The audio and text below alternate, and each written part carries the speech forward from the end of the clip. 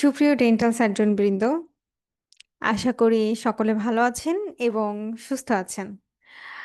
আজকে আপনাদের সাথে আমি কোশ্চেন সলভ নিয়ে কথা বলবো, জেনারেল ফার্মাকোলজি পার্টটা। ফার্মাকোলজি নিয়ে কথা বলার আগে রেসিডেন্সিতে ফার্মাকোলজির ইম্পর্টেন্সটা আমি একটু বলে নিতে চাই। আশা করি আপনারা সবাই এই সম্পর্কে অবগত। কিন্তু রেসিডেন্সিতে ফার্মাকোলজির বিষয়টা যে ফার্মাকোলজি আসলে কতটুকু পড়া প্রয়োজন বা কতটা গুরুত্বের সাথে পড়া প্রয়োজন, সেই জায়গা থেকে আমি একটা কথা বলতে চাই। সেটা হচ্ছে যে অন্য যে যে সাবজেক্টগুলো আপনাদের পড়তে ভাল লাগে না, আহ, সেটার পাশাপাশি আসলে ফার্মাকোলজিটাও ওয়ান কাইন্ড অফ আমার কাছে ভালো লাগতো না। আমি আশা করছি আপনাদের সবার কাছেই সেটা ভালো লাগে। তো আমি আমার দৃষ্টি থেকে বলবো, দৃষ্টিকোণ থেকে বলবো যে এটার ইম্পর্টেন্স আসলে অতুলনীয়, এবং আমরা তো বলেই থাকবো টিপস ট্রিক্স ক্লাসে যে কি কি জায়গা আরো বেশি ফোকাসলি পড়তে হবে। তবে হ্যাঁ, ফার্মাকোলজি আসলেই আহ, বিশেষ করে জেনারেল পার্ট, আমি সিস্টেমিক হলে আরো কিছু কথা বলতাম, কিন্তু জেনারেল পার্ট একটা ধারণা ছিল, আমি যদিও গত 2-3 বছরের কোশ্চেনে এই জিনিসটা পাইনি, কিন্তু তার আগে ধারণা ছিল যে ফার্মা থেকে যদি কোনো কোশ্চেন আসে তাহলে সেটা জেনারেল পার্ট থেকে বেশি হয়। তো সেই জায়গা থেকে আমার একটা কথা থাকবে যে জেনারেল পার্টেও আপনারা একই অত্যন্ত গুরুত্বের সাথে পড়বেন, এবং গত 2-3 বছরে আমি ইনভ্যারিয়েবলি দুইটা পার্ট মিলিয়ে কোশ্চেন আসতে দেখেছি। তো আপনারা, আশা করি আজকে সবার পরীক্ষায় ভালো হয়েছে, যে যে জায়গা থেকে আম, মানে অ্যান্সার করেছেন। আশা করি নিজের রেসিডুয়ালটা যথেষ্ট ভালো করে তৈরি করতে পেরেছেন। আচ্ছা, তাহলে আমাদের কথাবার্তা শেষ কিছুটা হলে, যেহেতু আমি একপাক্ষিকই কথা বলছি আপনাদের দেখতে পাচ্ছি না, তাহলে আমরা নেক্সটে প্রসিড করি। আমি ডাক্তার তুলি ভৌমিক, বর্তমানে রেসিডেন্ট হিসেবে আছি ওরাল এবং ম্যাক্সিলোফেশিয়াল প্যাথোলজিতে, বিএমইউতে। এবং এবছর এবছর না, সরি, গত বছর এফসিপিএস পার্ট 1 কমপ্লিট করেছি ওরাল এবং ম্যাক্সিলোফেশিয়াল সার্জারিতে। তো আমরা প্রথমেই এমসিকিউ পার্টে চলে আসি। আমাদের ফার্স্ট কোশ্চেন হচ্ছে, consider the following statement about the volume of distributions. এতে বলা আছে, a drug confined to plasma has a low volume of distribution. আসলে ভলিউম অফ ডিস্ট্রিবিউশন বলতে কি বলছি আচ্ছা, আমি কি পড়ছি, এখানে কি দেখাচ্ছে? সরি, আমার আহ, এটা তো 2 নাম্বার কোশ্চেন আমাকে দেখাচ্ছে, আর আপনার স্ক্রিনে প্রবাবলি 1 নাম্বার দেখতে পাচ্ছেন। আচ্ছা, ওকে, সরি ফর দ্য ইন্টারাপশনস। আচ্ছা, প্রথম কোশ্চেনটা হচ্ছে যে consider the following statement regarding drug bio availability. এখানে বলা আছে যে বায়ো অ্যাভেবিলিটিটা কি জিনিস। বায়ো অ্যাভেবিলিটি বলতে আমরা বুঝি আপনি কি ধরনের, একটা ড্রাগ আপনার টিস্যুতে কি পরিমাণ আমরা তো জানি, তারপরও যদি কিছুটা আমি একটু বোঝাতে চাই যে কি পরিমাণ টিস্যুতে কি পরিমাণ সে ট্রান্সমিট হচ্ছে বা অ্যাভেলেবল হচ্ছে, টিস্যু স্পেসে, বা সে কতটা ইয়েতে সিস্টেমিক সার্কুলেশনসে যেতে পারছে, সেটার উপরে আসলে বায়ো অ্যাভেবিলিটিটা ডিপেন্ড করে। যে একটা ড্রাগ আপনি অ্যাডমিনিস্ট্রার করার পরে ওই ড্রাগ ফ্র্যাকশনের কত অংশ সিস্টেমিক সার্কুলেশনে অ্যাভেলেবল, এটা হচ্ছে বায়ো অ্যাভেবিলিটি। টিস্যুর কথাটা বলতে চাচ্ছিলাম এটাই, যে যেহেতু বায়ো শব্দটা আসছে, এটা আসলে একটা কনফাইন্ড টিস্যু স্পেসের সাথে একটা কানেকশন আছে।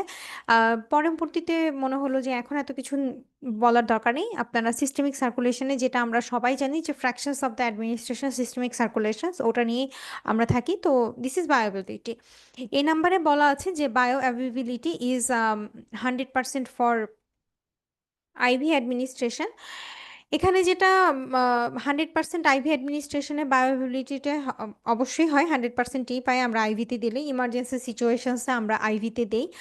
বিতে বলা আছে sublingual administrations avoid fast fast metabolism, that is sublingually যদি দেন তাহলে অবশ্যই সে ফাস্ট ফাস্ট মেটাবলিজম অ্যাভয়েড করে। অ্যান্ড সিতে বলা আছে যে delayed gastric emptying decrease bioavailability. একটা জিনিস ভেবে দেখেন, যদি গ্যাস্ট্রিক এমটিটা আপনার হইতেছে, যে একটা কথা আছে যে যদি আপনার পেরিস্টালটিক ওয়েভটা আপনার খুব দ্রুত হয়, তাহলে ড্রাগ অ্যাবজর্পশন হওয়ার সুযোগ পায় না। দ্যাট ইজ যে আপনার পেরিস্টালটিক ওয়েভ খুব দ্রুত পাস হয়ে যাচ্ছে ইন্টেস্টাইন দিয়ে, আপনার ব্লাড ব্লাড সেই ড্রাগটাই পাচ্ছে না, অ্যাবজর্পশনই হয় নাই, তাহলে ড্রাগ কোত্থেকে পাবে? সেই জায়গা থেকে আসলে আমরা তখন দেখি। কিন্তু এখানে বলেছে যে গ্যাস্ট্রিক ইমটি, আপনার স্টোমাক যদি আপনার ড্রাগটাকে পাস না করে তাহলে আপনার বায়ো অ্যাভেবিলিটিটা কম হবে। মানে আহ, যদি এটা হতো যে ডিলেড পেরিস্টালটিক ওয়েভ, তখন আমাদের হয়তো বা বায়ো অ্যাভেবিলিটিটা বাড়তো। বা ডিলেড গ্যাস্ট্রিক এমটিং এ বায়ো অ্যাভেবিলিটিটা কমবে, কারণ স্টোমাক বের করে দিবে, এরপরে ইন্টেস্টাইনে ঘুরতে ঘুরতে তার বডি ডিমার্কেট করবে যে সে কতটুকু অংশ সে অ্যাবজর্ভ করবে আর কতটুকু অংশ সে এক্সট্রাকশনে দিবে। সো এটা স্টোমাকে বসে থাকলে অবশ্যই ব্লাড ইন্টেস্টাইনও সেই জিনিসটা পাচ্ছে না এবং ব্লাডেও যাচ্ছে না, সুতরাং এটা ডিক্রিজই হবে। ডি নাম্বারে বলা আছে bioavailability is increased by high hepatic extractions. এটা ভুল আসলে। বায়োবিলিটি কখনো হাই, হেপাটিক এক্সট্রাকশন যদি অনেক বেশি থাকে তাহলে কখনোই বায়ো অ্যাভেবিলিটিটা বাড়ে না। এবং ইতে বলা আছে যে absolute bioavailability compares oral to IV route. হ্যাঁ, এটা সত্য কথা। আইভি রুট এবং ওরাল রুটের মধ্যে তো বায়ো অ্যাভেবিলিটিটা ডিপেন্ড করে। তাহলে আমাদের কোশ্চেনের আনসার দাঁড়াচ্ছে এ, বি, সি এবং E number two, true. 2 number কোশ্চেনে দেখি কি বলা আছে, যে review the following statement about volume of distributions. Volume of distributions হচ্ছে যে কি জিনিস? ভলিউম অফ ডিস্ট্রিবিউশন যে কতটুকু ভলিউমে সে কত বেশি ডিস্ট্রিবিউট করতে পারে, কোন কোন জায়গায়, একদম পেরিফেরি লেভেলে যেমন টিস্যু, তারপরে হইতেছে যে সেল লেভেলে, সেলুলার লেভেলে কতটা ভলিউম অফ ডিস্ট্রিবিউশনসে সে যেতে পারে। তাহলে এতে বলা আছে দেখি কি, a drug confined to plasma has a low volume of distribution। যে ড্রাগগুলা প্লাজমা মানে ব্লাডের মধ্যেই সীমাবদ্ধ থাকতেছে, তারা তারা কি টিস্যু স্পেসে যেতে পারলো? তারা কি আপনার সেল লেভেলে যেতে পারছে? যদি যেতে না পারে, তারা ব্লাডের মধ্যে সীমাবদ্ধ হয়ে আছে, তাহলে কি হবে? যে ড্রাগটা অবশ্যই লো ভলিউম অফ ডিস্ট্রিবিউশন, যে সে ব্লাড থেকে পেরিফেরিতে যেতে পারছে না, তার ভলিউম অফ ডিস্ট্রিবিউশন অনেক বেশি না। সেই জায়গা থেকে আমরা বলবো যে লো ভলিউম অফ ডিস্ট্রিবিউশন, অর্থাৎ আপনার এই ড্রাগের ভলিউম অফ ডিস্ট্রিবিউশনটা লো, যেগুলো কিনা প্লাজমাতেই সীমাবদ্ধ। তাহলে এটা ট্রু। বি নাম্বারে বলা আছে lipophilic drug usually have a high volume of distribution. যে আমাদের সেল মেমব্রেনের লেয়ারগুলা কি লিপিড মানে লাইপোফিলিক কিন্তু হয়। হ্যাঁ, আপনারা যদি ফ্লুইড মোজাইক মডেলটা মনে করেন তাহলে মাথায় আসবে যে সেল মেমব্রেনের লেয়ারগুলো লাইপ মানে লিপিড ইন নেচার। ওই জায়গাতে আপনি লিপিড যুক্ত যা কিছু দিবেন সেই জিনিসটাই কিন্তু আপনার খুব বেটার অ্যাবজর্ব হবে। অর্থাৎ লাইপোফিলিক যে ড্রাগগুলো আছে সেগুলোর ভলিউম অফ ডিস্ট্রিবিউশন খুব বেশি থাকবে, কারণ এটা অনেক বেশি সেলুলার বা টিস্যু লেভেলে যেতে পারবে, কারণ ওদের সেল মেমব্রেন স্ট্রাকচারও লিপিড ইন নেচার, অর্থাৎ they accept the lipophilic natures of substance. Okay, তাহলে বি নাম্বারও ট্রু দাঁড়াচ্ছে। সিতে বলা আছে যে volume of distribution use to calculate loading dose.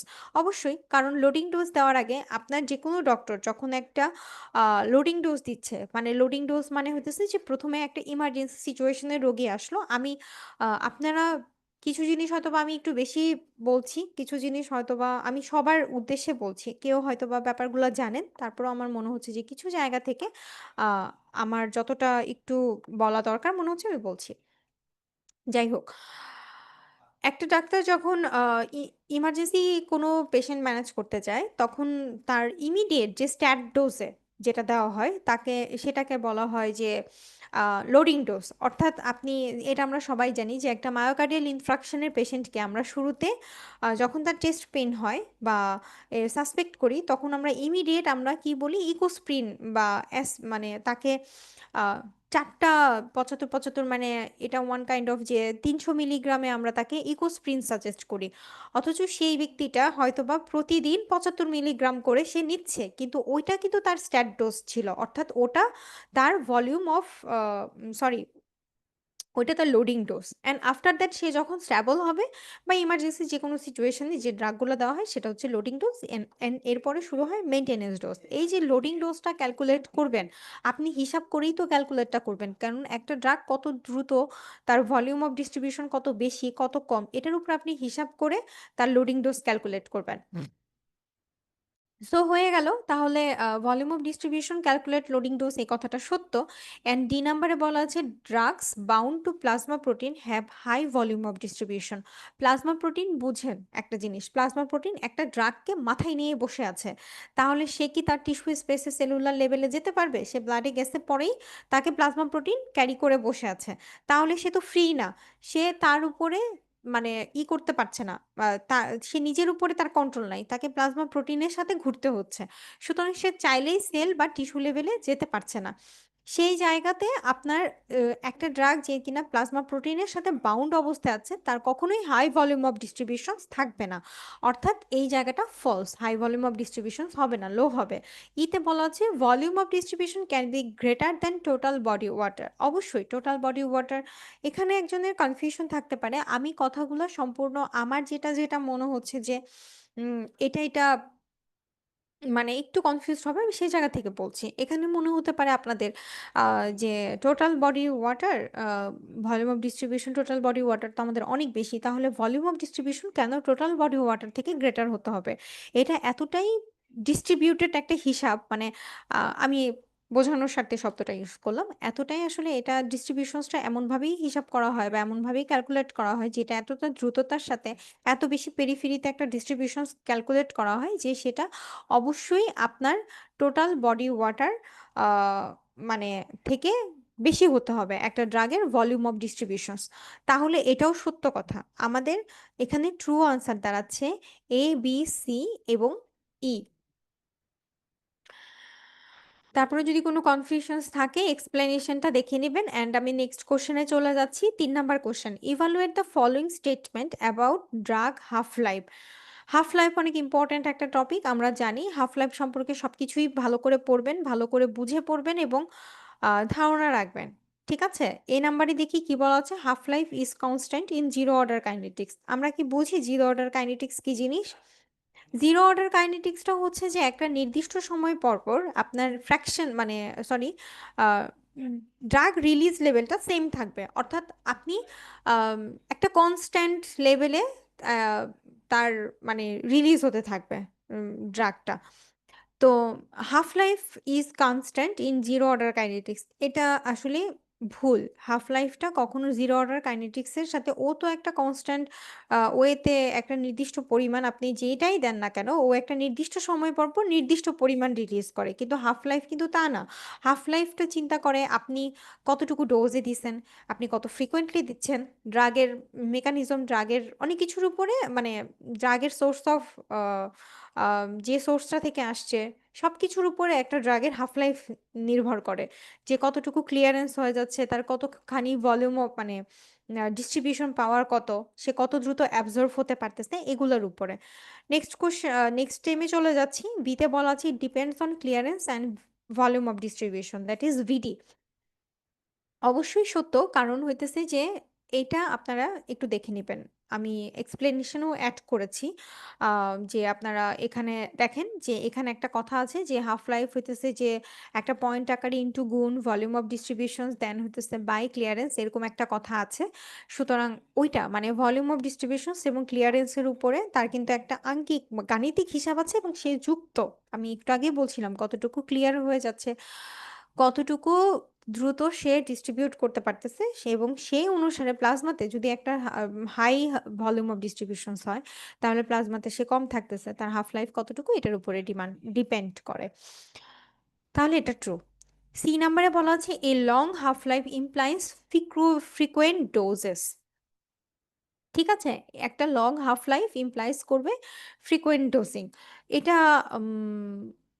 ভুল, আপনি বারবার ডোজ দিচ্ছেন তার জন্য হাফ লাইফ অনেক বেশি হয়ে যাবে এটা না, যেটার হাফ লাইফ যত ততই হবে আপনি ডোজ যাই দেন না কেন। ঠিক আছে, আপনি ফ্রিকোয়েন্ট অফ ডোজিং বাড়াই দিচ্ছেন আর হাফ লাইফ তাই বলে যে বেড়ে যাবে বিষয়টা এরকম না, কনফিউশন লাগতে পারে এখানে। তাই বলতেছি হাফ লাইফ সম্পর্কে খুব ক্লিয়ার একটা ধারণা লাগবেন যে হাফ লাইফের সাথে ডোজ ফ্রিকোয়েন্সি দিচ্ছেন বলে হাফ লাইফটা মানে বেড়ে যাবে। হাফ লাইফ কি, ধরেন একটা ড্রাগ 5 ঘন্টা পরে সে অর্ধেক হয়ে যায়, আপনি তাকে অনেকগুলো ডোজে দিচ্ছেন, তার কি এটা চেঞ্জ হবে? সে 5 ঘন্টা পরে অর্ধেকই হবে, এটাই তো তার।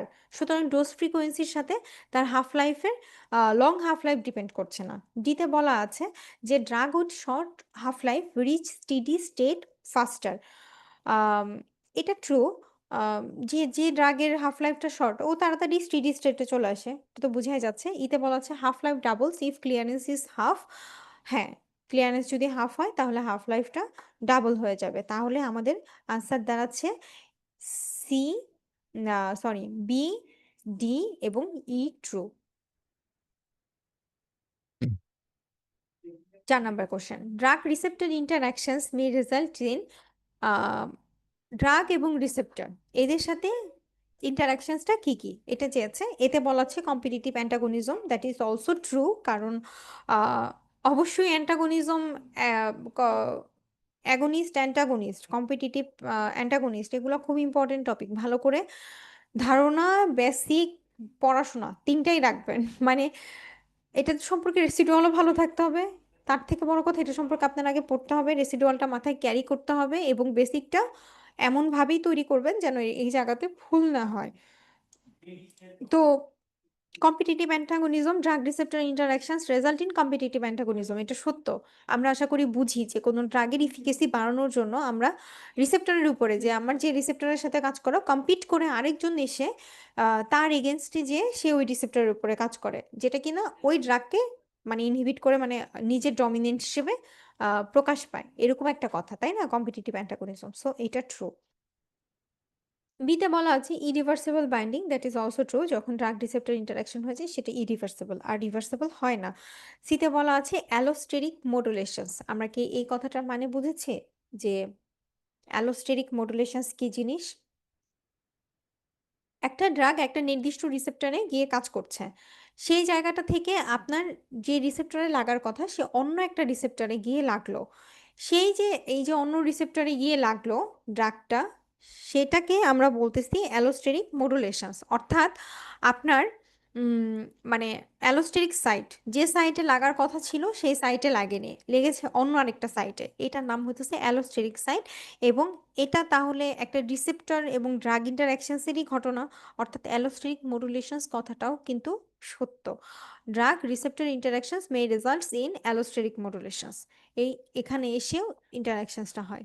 ডিতে বলা আছে যে স্টেরিও সিলেক্টিভিটি, দ্যাট ইজ আইসোমারের নাম আমরা সবাই শুনেছি কেমিস্ট্রি পড়তে গিয়ে।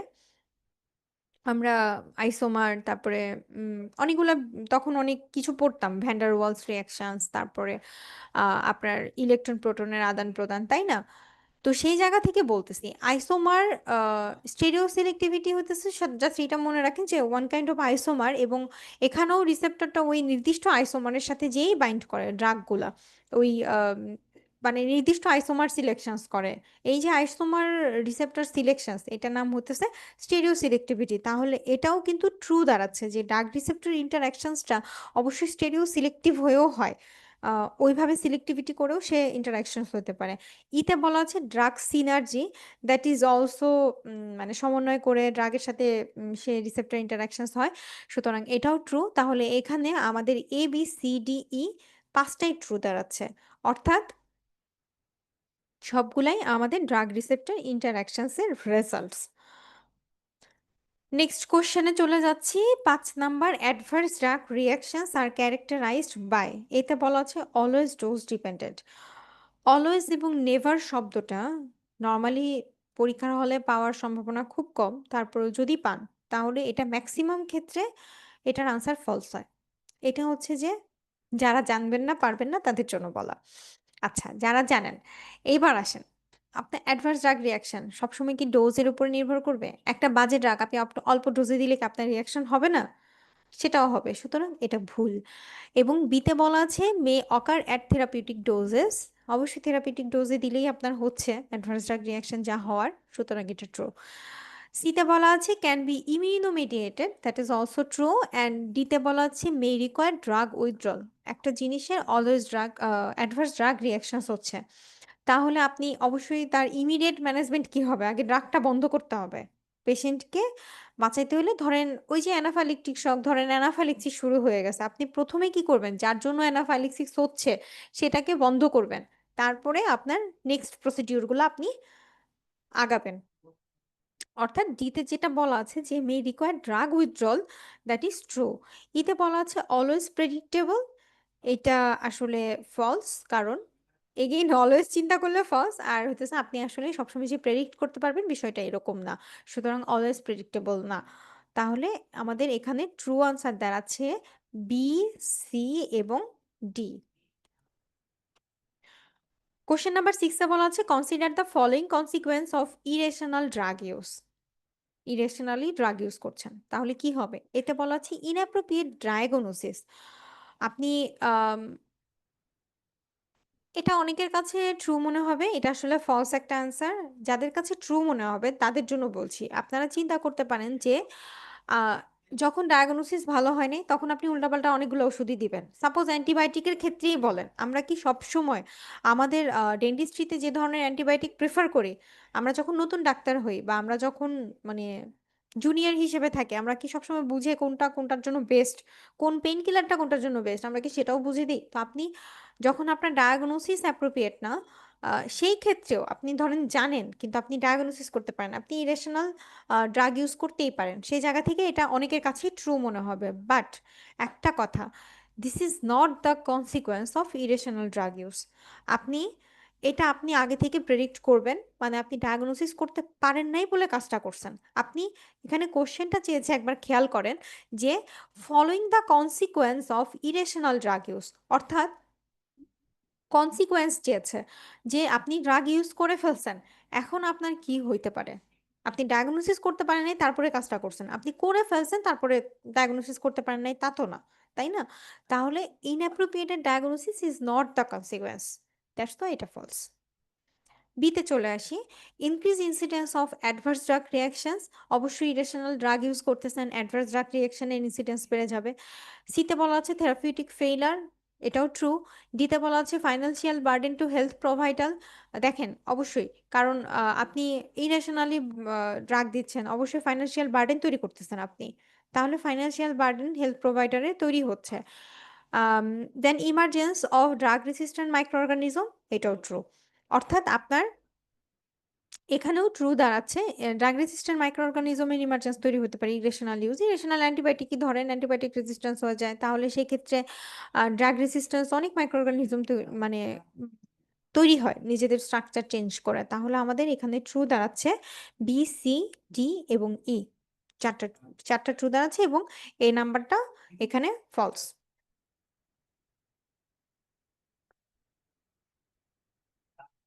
কোশ্চেন নাম্বার 7-এ বলা আছে যে consider the following statement regarding drug absorption. ঠিক আছে, এখানে লিপিড সলিবল ড্রাগ আর অ্যাবজর্ব মোর ইফিসিয়েন্টলি দেন ওয়াটার সলিবল ড্রাগ। এখানে বলা আছে যে লিপিড সলিবল ড্রাগ আপনার ওয়াটার সলিবল ড্রাগ থেকে বেশি ইফেক্টিভলি হইতেছে যে মানে হয়, ইফেক্টিভলি হইতেছে যে ভালো কাজ করে, এই কথাটা সত্য। কারণ আপনি এই যে একটু আগে বলছিলাম যে সেল টিস্যুতে আপনার সবকিছু লাইপোফিলিক, আপনি লাইপোফিলিক ড্রাগ দিলে আপনার সবচেয়ে বেশি ভালো কাজ করবে, অ্যাবজর্ব ভালো হবে, সো লিপিড সলিবল ড্রাগ অবশ্যই ভালো। বিধে বলা আছে weak acid are better absorb in acidic pH.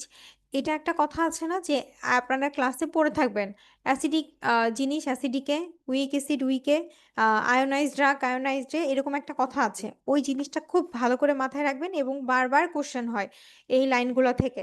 তাহলে week acid better absorb in acidic pH কথাটা সত্য, কারণ অ্যাসিডিক পিএইচে উইক অ্যাসিডগুলো ভালো অ্যাবজর্ব হয়। Drug with high fast metabolism have increase bioavailability, যে ড্রাগের ফাস্ট মেটাবলিজম হাই তারা কখনোই বায়োঅ্যাভেলেবিলিটিতে ভালো না। ঠিক আছে? ইনক্রিজ হবে না। সুতরাং এটা আশা করি সবাই পেরেছেন, এটা ফলস। ডিতে বলা আছে surface area of the small intestine promotes absorption. একটু আগে বলছিলাম যে স্মল ইন্টেস্টাইনে যাওয়ার পরে আপনার অ্যাবজর্পশনটা শুরু হয়। তো যত বেশি সারফেস এরিয়া থাকবে তত বেশি অ্যাবজর্পশন ভালো হবে। যত বেশি মাইক্রোভিলাই বেশি থাকবে স্মল ইন্টেস্টাইনে তত বেশি অ্যাবজর্পশন ভালো হবে। কথা বুঝে গেছে? তাহলে surface area of small intestine promotes অবশ্যই absorption true and enteric coating slows drug absorption. আ এটাও সত্য। একটা ড্রাগের যদি এন্টেরিক প্রোটিন থাকে তাহলে সেটা অ্যাবজর্ব হয় দেরিতে। ঠিক আছে? কোয়েশ্চেন নাম্বার 8 এ বলা আছে evaluate the following statements about drug clearance. এখানে বলা আছে যে এ নাম্বার কোশ্চেনে যে clearance the volume of plasma cleared of drug per unit time.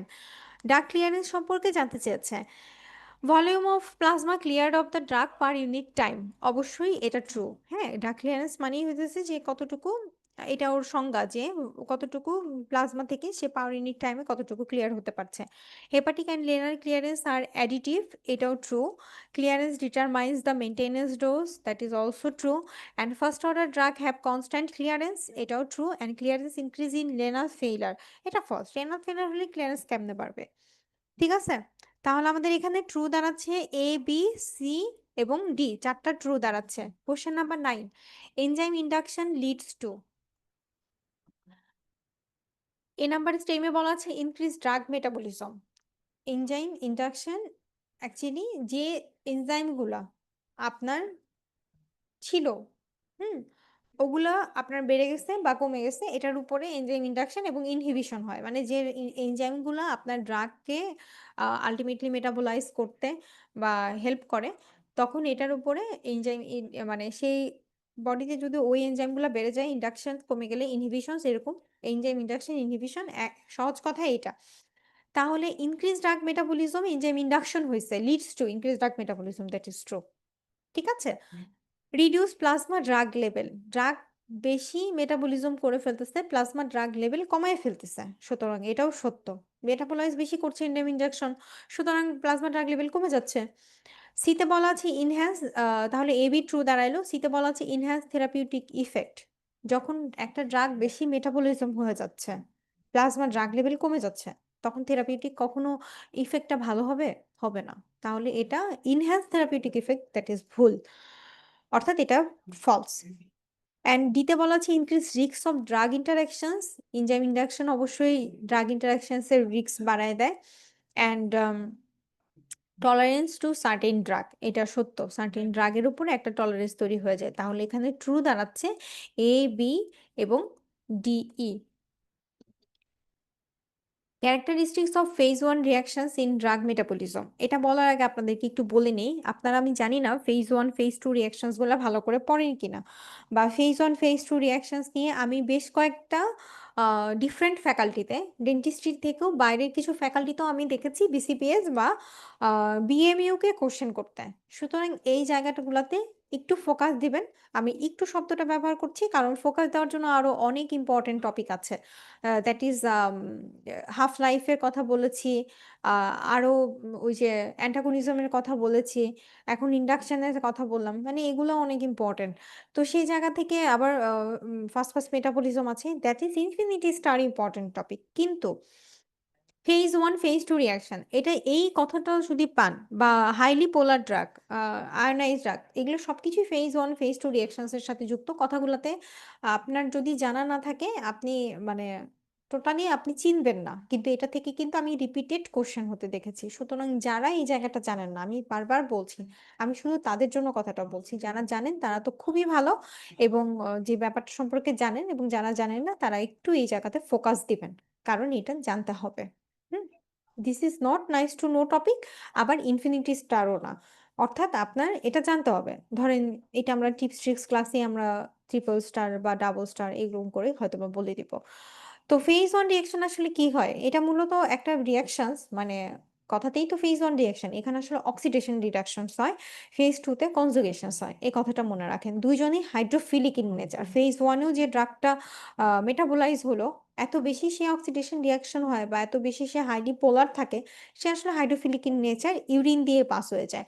Phase two রিয়াকশনসটা conjugation, ভালো জিনিস। আমরা কনজুগেটেড, আনকনজুগেটেড বিলিরুবিনের সময় আমরা দেখেছি কোন দিক দিয়ে কোনটা পাস হয়। তো কনজুগেশন দ্যাট ইজ আবারও ড্রাগটা হাইড্রোফিলিক ইন নেচার হয় এবং ইউরিন দিয়েই পাস হয়। এমন না যে ফেজ 1 এ যা হয় ফেজ 2 তে তার বিপরীত কিছু হয় বা ফেজ 1, ফেজ 2 আ মানে এক জায়গায় হাইড্রোফিলিক আরেক জায়গায় হাইড্রোফোবিক এরকম না কিন্তু। ২ জনেই হাইড্রোফিলিক, ২ টাতেই সে ইউরিন দিয়ে পাস হয়। তাহলে এতে দেখে দিচ্ছি oxidation reaction hydrolysis that is true. মাত্রই বললাম ফেজ 1 রিঅ্যাকশনস লিডস মানেই হইতেছে অক্সিডেশন রিডাকশন। বি তে বলা আছে ইন্ট্রোডিউস পোলার গ্রুপ। পোলার গ্রুপকে ইন্ট্রোডিউস করে। হ্যাঁ, অবশ্যই পোলার গ্রুপ মানে কি? অর্থাৎ কত দ্রুত আপনি মানে আপনার একটা ইলেকট্রন ছেড়ে আপনি হাইড্রক্সিল হয়ে যাচ্ছেন। একটা ইলেকট্রন মানে কত বেশি রিঅ্যাকশন করতে পারছেন, কত বেশি আয়োনাইজড হয়ে যাচ্ছেন। আ মানে ওই যে অক্সিডেশন রিডাকশনস টা করতে পারছেন, সেটার উপর আপনার পোলার গ্রুপটা নির্ভর করে। যেহেতু ফেজ 1 আ রিঅ্যাকশনস একটা অক্সিডেশন রিডাকশন রিঅ্যাকশন, সুতরাং অবশ্যই সে একটা পোলার গ্রুপকে ইন্ট্রোডিউস করে। ট্রু। সি তে বলা আছে মেক ড্রাগ মোর হাইড্রোফিলিক, মাত্রই বলেছি ট্রু। মেইনলি ভায়া সাইটোক্রোম P450 এনজাইম, এখানে আসলে বলার কিছু নেই, এটা মুখস্থ। সাইটোক্রোম P450 এনজাইমটা আর মাধ্যমেই আসলে এই ঘটনাটা ঘটে। লিভারে থাকে মাইটোকন্ড্রিয়াতে লিভারে থাকে এই এনজাইমটা সাইটোক্রোম P450 এনজাইম। সুতরাং এটা ট্রু হবে। এটা মুখস্থ রাখবেন এই নামটা। অনেক জায়গায় পাবেন cytochrome P450 enzyme. Always results in inactivation. যারা জানেন না তারা অলওয়েজ দেখে নেগেটিভ দিতে পারেন। কিন্তু এটা কিন্তু কোনো মানে এটা একটা সূত্র। কিন্তু এমন কোনো গাণিতিক সূত্র না যে এটা সব জায়গাতেই অলওয়েজ আর নেভার থাকলে নেগেটিভই হবে। মেক্সিমাম ক্ষেত্রে দেখা যায়। এইজন্য কথাটা বলা। অলওয়েজ রেজাল্টস ইন ইনঅ্যাক্টিভেশন এটা ফলস। ঠিক আছে? কারণ inactivations হলেই আপনার phase 1 রিঅ্যাকশন শুরু হবে এমন কোনো কথা নাই। তাহলে আমাদের ট্রু দাঁড়াচ্ছে ১ম ৪ টা এবং পরেরটা ফলস। কোয়েশ্চেন নাম্বার ১১ তে বলা আছে drug administered through the sublingual routes are হ্যাঁ, কি ড্রাগ? মনে হতে পারে এখানে তো ড্রাগের নাম, তাহলে এটা তো সিস্টেমিক ফার্মার কোয়েশ্চেন। ড্রাগের নাম মানেই সিস্টেমিক ফার্মার কোয়েশ্চেন না। এটা সাবলিঙ্গুয়াল রুট নিয়ে কোয়েশ্চেনটা। সুতরাং এটা জেনারেল ফার্মার কোয়েশ্চেন। যারা এটা চিন্তা করেছেন তাদের জন্য বললাম। Drug administer through the sublingual রুটের মধ্যে ডাইগোক্সিন কখনোই না। কার্বামাজিপিনও সাবলিঙ্গুয়াল দিয়ে যায় না। ক্যাপট্রোপিন যায় না। নিফিডিপিন সাবলিঙ্গুয়াল রুটেই আ মানে অ্যাডমিনিস্টার করা যায়। সুতরাং এটা ট্রু। অ্যান্ড গ্লিসারিন ট্রাইনাইট্রেট আমরা সবাই জানি, মেক্সিমাম জানি। এটাও ট্রু।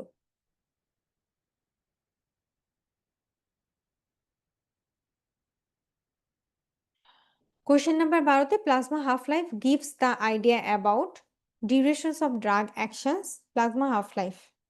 কতটুকু ডিউরেশনে একটা ড্রাগ কাজ করতে পারবে? হাফ লাইফ আপনাকে সেই আইডিয়াটাই তো দেয়। হাফ লাইফ যত দ্রুত সে হাফ হবে, তত দ্রুত সে স্টেডি স্টেট এ পৌঁছাবে।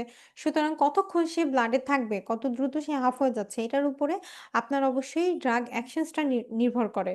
মানে কত দ্রুত, এটার উপরে আমরা ডোজ ডিউরেশনস মানে সিদ্ধান্ত নেই যে ৬ ঘন্টা পর দিব, না ৮ ঘন্টা পর দিব, না দিনে একটা করে দিব ২৪ ঘন্টাতে, নাকি ১২ ঘন্টা পর দিব। তাহলে duration of drug action true. B তে বলা আছে amount of the drug to be administer. হ্যাঁ, এটাও আপনার হাফ লাইফ এ ডিটারমাইন করবে। যে আপনি কতটুকু, কারণ আপনি একটা ৫ মিলিগ্রাম দিলেন। ও ২ ঘন্টা পরেই ২.৫ হয়ে গেল। আপনি ১০ মিলিগ্রাম দিবেন। ২ ঘন্টা পরে ও ৫ হবে। তার হাফ লাইফ ২ ঘন্টা। ফ্রিকোয়েন্ট অফ ডোজিং আপনি বাড়াইতে পারবেন না। বাট আপনি অ্যামাউন্ট অফ ড্রাগ কতটুকু দিবেন সেটা কিন্তু আপনি নির্ধারণ করতে পারেন। মানে আপনি ৫ আমি বোঝাতে চাচ্ছি একটা কথা একটু আগে আমরা পেলাম frequent of dose কখনো নির্ভর করে না। অর্থাৎ আপনি জেনারেল ফার্মার কিন্তু অনেক কিছুই কিন্তু গাণিতিক। ঠিক আছে? অনেক বুঝে এগুলো আনসার করতে হয়। একটা জিনিস ভাবেন, আপনি একটা ড্রাগ ৫ মিলিগ্রাম সে আ ২ ঘন্টা পরে ২.৫ হয়ে যায়। আপনি তাকে বারবার দিচ্ছেন। ১ ঘন্টা পরই আপনি ৫ মিলিগ্রাম করে দিচ্ছেন। এটা কিন্তু আপনার হাফ লাইফ বাড়াচ্ছে না।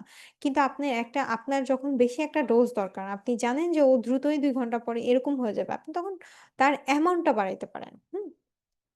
যে আপনি ১০ দিলেন। আপনার ৫ লাগবে। ২ ঘন্টা পরে আপনি যদি ৫ দেন, ও ২.৫ হয়ে যাবে। কিন্তু আপনি ৫ লাগবে, আপনি ১০ দেন।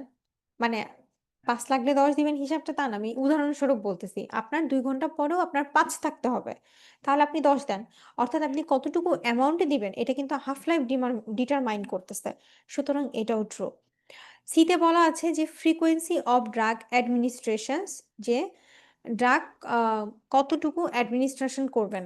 আম আমি এখানে কয়েকটা কথা আমি একটু ক্লিয়ার করতে চাচ্ছি যে ডোজ কতটুকু দিবেন, অ্যামাউন্ট কতটুকু দিবেন, কতক্ষণ পর পর দিবেন এবং কত ফ্রিকোয়েন্সিতে দিবেন। হুম? এগুলা নিয়ে আপনার একটা হযবরল তৈরি হবে যে আসলে হাফ লাইফ কি ডিটারমাইন করছে। এখানে আমি একটা কথা বলতে চাই যে আপনার যখন ফ্রিকোয়েন্সি অফ মানে ফ্রিকোয়েন্সি অফ ড্রাগ অ্যাডমিনিস্ট্রেশন আপনি যখন করছেন তখন আপনার এখানে আ ড্রাগ আপনি অ্যাডমিনিস্ট্রেশনটা যেটা আমি একটু আগে বলছিলাম যে আপনি বারবার দিচ্ছেন সেটা আপনি আ কখনো এটা বাড়াবে না। কিন্তু এখানে বলতেছে যে frequency of drug administrations যে আপনি আইভিতে দিলেন ধরেন একটা হাফ লাইফ আপনি ইমার্জেন্সি কেস হ্যান্ডেল করতে গেছেন, আপনি আইভিতে একটা ড্রাগ দিছেন প্লাজমা হাফ লাইফস বা আপনি ওরালেই দিছেন। সেটা ব্লাডে কতক্ষণ থাকবে? তা আপনি অ্যাডমিনিস্ট্রেশনসটা যে আপনি হয়তোবা ও ব্লাডে যে এতক্ষণ পরে ও হাফ হয়ে যাবে। আপনার ওটা ইমিডিয়েট ইফেক্ট দরকার। আপনি অ্যাডমিনিস্ট্রেশনসটা কোন রুটে করতেছেন। সুতরাং বা কত ফ্রিকোয়েন্সিতে দিতেছেন। এটার উপরে প্লাজমা হাফ লাইফটা মানে নির্ভর করে। এটা ট্রু। ঠিক আছে? ফ্রিকোয়েন্সি অফ ড্রাগ অ্যাডমিনিস্ট্রেশন আমি জানি না আমি কথাটা বুঝায় বলতে পারছি কিনা। যদি না বুঝায় বলতে পারি একটু গ্রুপেও কোয়েশ্চেন করবেন। আমি চেষ্টা করব আবার একটু ক্লিয়ার করে দিতে। নাম্বারে বলা আছে যে potency of a drug একটা ড্রাগের হাফ লাইফ তার potency নির্ভর করে না। ঠিক আছে? হাফ লাইফ কখনো ড্রাগটা কতটা পটেন্ট এটা ডিটারমাইন করে না। এটা ফলস। এবং তে বলা আছে affinity of a drug to bind to the receptor এটা তো অবশ্যই বুঝাই যাচ্ছে যে হাফ লাইফ কখনো একটা রিসেপ্টরের সাথে সে ভালো করে যুক্ত হবে না খারাপভাবে যুক্ত হবে। এটা কখনো হাফ লাইফ ডিটারমাইন করবে না যে সেই রিসেপ্টরটার সাথে কতখানি ভালো মতো সে লাগবে। সুতরাং এটাও ফলস। তাহলে আমাদের এখানে ট্রু আনসার দাঁড়াচ্ছে এ, বি এবং সি। ১৩ নম্বর কোশ্চেনে এনজাইমস রেসপন্সিবল ফর বায়োট্রান্সফরমেশন আমরা আশা করি বায়োট্রান্সফরমেশন ব্যাপারটা জানি। তাহলে কি কি এনজাইম? ডিহাইড্রোজিনেস এটা না, অ্যামাইলেজ এটা তো সুক্রোজের সুক্রোজের বা স্টার্চের অ্যামাইলেজ, হ্যাঁ এটাও না। লাইপেজ লিপিডের এটা না। রিডাকটেজ এটা ট্রু অ্যান্ড হইতেছে মিথাইল ট্রান্সফারেজ এটাও ট্রু। তাহলে এনজাইম রেসপন্সিবল ফর বায়োট্রান্সফরমেশন এখানে ডিহাইড্রোজিনেসটা ট্রু, রিডাকটেজ ট্রু এবং মিথাইল ট্রান্সফারেজ ট্রু। ফলস হচ্ছে অ্যামাইলেজ এবং লাইপেজ। মুখস্থ পড়া তাই এটা নিয়ে আমি খুব একটা কিছু মানে বলছি না। এ, ডি এবং ই ট্রু। ১৩ নম্বর কোশ্চেনে বলা আছে যে ক্লিয়ারেন্স অফ এ ড্রাগ এই নাম্বারে বলা আছে is reduce when the drug is strongly protein bound. Clearance কমে যাচ্ছে যখন আপনার ড্রাগ প্রোটিনের সাথে যুক্ত হয়ে আছে। কথাটা সত্য না? একটু আগে বলছিলাম প্রোটিনের কাছে তো সে বেঁধে আছে। সে চাইলেই সব জায়গায় চলে যেতে পারছে না। একইভাবে সে চাইলে এক্সক্রিয়েট হয়ে যেতে পারছে না। ক্লিয়ারেন্স হতে পারছে না। সুতরাং অবশ্যই ক্লিয়ারেন্স অফ এ ড্রাগ আপনার স্ট্রংলি প্রোটিন বাউন্ড যদি থাকে তাহলে সেটা কমে যাবে। হ্যাঁ? ক্লিয়ারেন্সটা রিডিউস হয়ে যাবে। এটা ট্রু। বিতে বলা আছে increase in hepatic failure. Increase in hepatic failure এটা আপনার হইতেছে যে ফলস। কারণ হেপাটিক ফেইলারে আপনার ইনক্রিজ হবে না। ঠিক আছে? যে ক্লিয়ারেন্স অফ এ ড্রাগ আপনার ইনক্রিজ ইন হেপাটিক ফেইলার এই কথাটা আম ভুল। হেপাটিক ফেইলারে ও আসলে increase clearance of a drug increase হবে না। সি তে বলা আছে represent the volume of blood from which the drug is completely eliminated in unit time. Represent the volume of blood from which the drug is completely eliminated in unit time. এটা true কারণ volume of blood clearance of a drug একটা volume of blood from which the drug completely eliminated in unit time অবশ্যই একটা এটার উপরেই নির্ভর করে মানে এটাকেই রিপ্রেজেন্ট করে যে কত ইউনিট টাইমে আপনার কমপ্লিটলি এলিমিনেটেড হচ্ছে সুতরাং এটা ট্রু। ডিতে বলা আছে is independent of renal function clearance of drug renal function থেকে ইন্ডিপেন্ডেন্ট না সুতরাং false and glomerular filtration rate is not exceeded এটাও false. Clearance of the drug রেনালের উপরে গ্লোমেরুলার ফিল্ট্রেশন রেটের উপরে নির্ভর করে। ঠিক আছে? তাহলে এখানে ট্রু আনসার দাঁড়াচ্ছে এ এবং সি।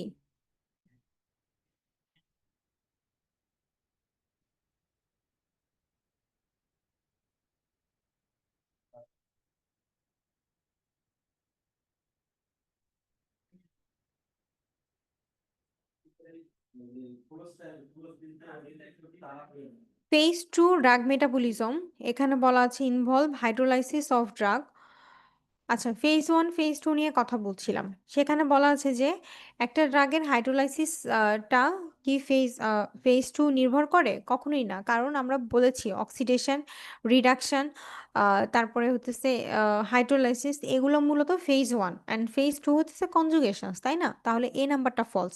বি তে বলা আছে ইনভলভ কনজুগেশনস অফ দ্যা ড্রাগ, এটা ট্রু। কারণ বলছিলাম তো যে এটা ট্রু। সি তে বলা আছে decrease water solubility of drug. আম বলেছি শুরুতেই ফেজ 1, ফেজ 2 ২ টাই ওয়াটার সলিউবল, দ্যাট ইস মানে ওয়াটার সলিবিলিটি টা বাড়ায়। কিন্তু এখানে বলা আছে যে এরা হাইড্রোফিলিক ইন নেচার।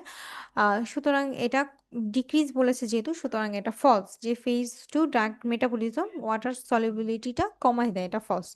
ডি তে বলা আছে আর পুরলি ডেভেলপড ইন নিউনাটস, এটা ট্রু। ফেজ 2 ড্রাগ মেটাবলিজমটা নিউনাটে খুব কমই ডেভেলপড হয়। অ্যান্ড ইতে বলা আছে result in drug excretions, results in drug excretions হচ্ছে যে ট্রু। তাহলে আমাদের ট্রু আনসার দাঁড়াচ্ছে এখানে বি, ডি এবং ই। ১৬ নম্বর কোশ্চেনে লো থেরাপিউটিক ইনডেক্স ড্রাগস আর কাদের থেরাপিউটিক ইনডেক্সটা ভালো না? মিথোট্রেক্সেট নাম্বার 1 রিউমাটিক আর্থ্রাইটিসের পেশেন্টদেরকে সালফাসালাজিন, মিথোট্রেক্সেট যে ২ টা ড্রাগ আমরা জানি এত বেশি বাসায় আর্থ্রাইটিসের পেশেন্ট থাকে বা আত্মীয়স্বজনের মধ্যে থাকে।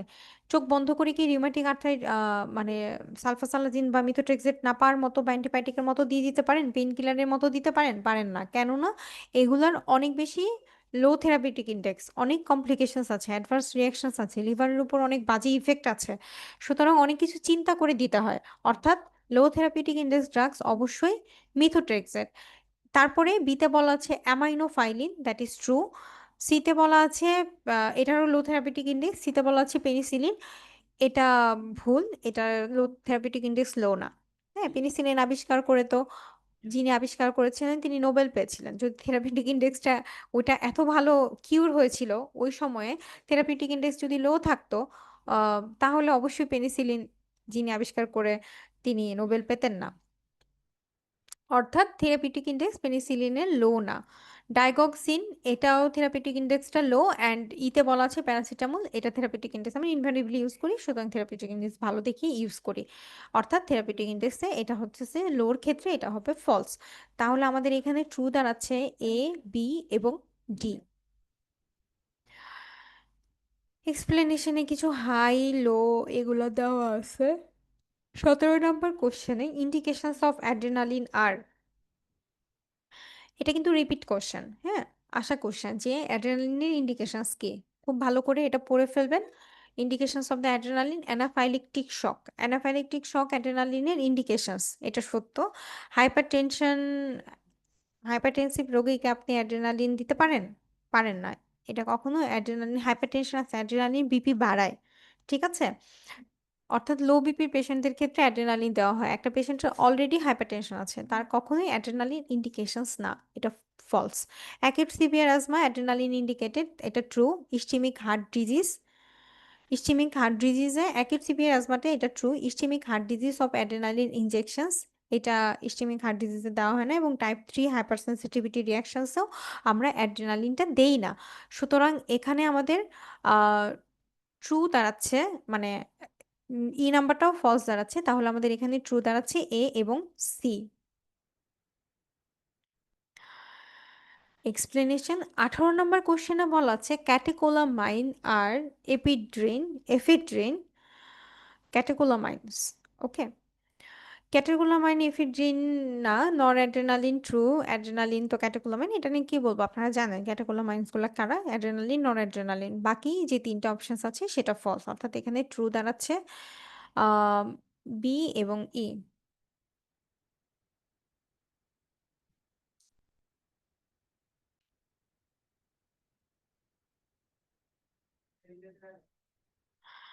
কোশ্চেন নাম্বার 19-এ বলা আছে যে ফিজিওলজিক্যাল অ্যান্টাগনিজম অকার্স বিটুইন আইসোপ্রিনালিন। আচ্ছা, এখানে একটা কথা আপনাদেরকে বলতে চাই যে আমাদের সবসময়ই আমার পড়ার সময় হতো যে অ্যান্টাগনিজমে কার সাথে কে বাইন্ড করে ইফেক্ট বাড়ায়, ইফেক্ট কমায়, সেটা আমরা যে কয়টা পড়তাম কোশ্চেন ব্যাংকে যেয়ে দেখতাম যে ডিফারেন্ট আরো কিছু কোশ্চেন আছে। তাহলে আমরা কিভাবে বুঝবো যে ফিজিওলজিক্যাল অ্যান্টাগনিজম কোন, কোন ড্রাগের সাথে বা জিনিসটা মনে রাখবো কিভাবে? আমার ১ম কথা যে হিস্টামিন অ্যালার্জিতে কাজে লাগে বা ঠান্ডা সর্দি লাগলে আপনার একটু ইচিং হইলে, নাক দিয়ে পানি পড়লে হিস্টামিন আপনি সাজেস্ট করেন। তারপরে প্রোপানোলোল ধরেন যে আপনি হার্টের জন্য সাজেস্ট করেন। এই জিনিসগুলো তো আপনি পড়তে, পড়তে আপনার মাথায় ঢুকে গেছে, তাই না? এই জিনিসগুলো তো আপনাকে কেউ বেসিকটা বোঝায় নাই। আপনি জানেন না যে হিস্টামিন কোন মেকানিজমে, প্রোপানোলোল কোন মেকানিজমে। আপনারা সবাই হয়তো অনেকেই জানেন, বাট আমি সবার উদ্দেশ্যে বলছি। আপনি জানেন না যে কে কোন মেকানিজমে কাজ করছে। বাট আপনি এটা জানেন হয়তোবা ছোটবেলা থেকে আপনি খেতে দেখেছেন বা আপনি এই পর্যন্ত এটা আপনার ডে টু ডে লাইফে বা আপনার পড়তে, পড়তে বা দেখতে, দেখতে আপনার এটা মাথায় ঢুকে গেছে যে এগুলা এই জায়গাতে হয়। সেই যে পড়তে, পড়তে দেখতে, দেখতে হয়ে গেছে, সেই সেন্সটাকে কাজে লাগিয়ে আপনি এটা মনে রাখতে পারেন। চলেন একটু দেখি। এই নাম্বারে বলা আছে যে isoprenaline and histamine on bronchial smooth muscle. এটা ট্রু। হিস্টামিনের সাথে যদি আপনি আইসোপ্রিনালিন দেন আ দ্যাট ইজ যে আপনার হইতেছে যে অ্যাড্রেনালিন যে আইসোপ্রেনালিন দিচ্ছেন এবং হিস্টামিন রাখতেছেন এবং সেটা ব্রঙ্কিয়াল স্মুথ মাসেলের উপর কাজ করতেছে। এটা ট্রু। বি নাম্বার কোয়েশ্চেনে বলা আছে সরি স্টেমে বলা আছে যে আইসোপ্রিনালিন অ্যান্ড প্রোপানোলোল হ্যাঁ দিলেন ২ টা একসাথে। এটা ব্রঙ্কিয়াল স্মুথ মাসেলের উপরে কাজ করলো। আইসোপ্রিনালিন আর প্রোপানোলোল কিন্তু আপনার হার্টের উপরে কাজ করবে। ব্রঙ্কিয়াল স্মুথ মাসেলের উপরে কাজ করবে না। আমি বারবার একটা কথা বলতেছি। হিস্টামিন আপনার ব্রঙ্কিয়াল স্মুথ মাসেলের উপরে কাজ করে। হ্যাঁ, এটা আপনি জানেন। এটার সাথে যদি আইসোপ্রিনালিন আপনি এড করেন, অনেক ভালো কাজ করবে। আইসোপ্রিনালিন আপনি প্রোপানলের সাথে দিলেন, তখন স্মুথ মাসলের উপরে কাজ করবে না। তখন আইসোপ্রিনালিন আপনার ভালো কাজ করবে এটা হার্টের উপরে। সুতরাং এটা ফলস, এটা true. A number true, B number false. C তে বলা আছে acetylcholine and adrenaline act on heart. যদি অ্যাসিটাইল কোলিন মানে এটা আপনারা পড়ছেন সম্ভবত শীটেও আছে যে ACh plus adrenaline acetylcholine এবং অ্যাড্রেনালিন দুইটা মিলিয়ে যে অ্যান্টাগনিজমটা করে ফিজিওলজিক্যাল সেটা হার্টের উপরে খুব ভালো কাজ করে। অ্যাড্রেনালিন তো একটু আগেই বলতেছিলাম বিপি বাড়ায়। সুতরাং তার সাথে যদি আপনি অ্যাসিটাইল কোলিন দেন তাহলে আরো ভালো কাজ করে। ডিতে বলা আছে phenyl epinephrine and physostigmine act on pupil. এখন এটা কেমনে মনে রাখবেন? দেখেন এটা মনে রাখবেন ঘুরে ফিরে একই জিনিস আসে। আপনার মনে হবে সেটা যা বললাম তা তো কোশ্চেনে দেখলাম না সলভ করতে চেয়ে। কিন্তু আমি বলতে চাচ্ছি আপনি কোশ্চেন সলভ এই জন্যই কোশ্চেন সলভ। এই জন্য আপনাকে কোশ্চেন ব্যাংকটাও পড়তে হয়।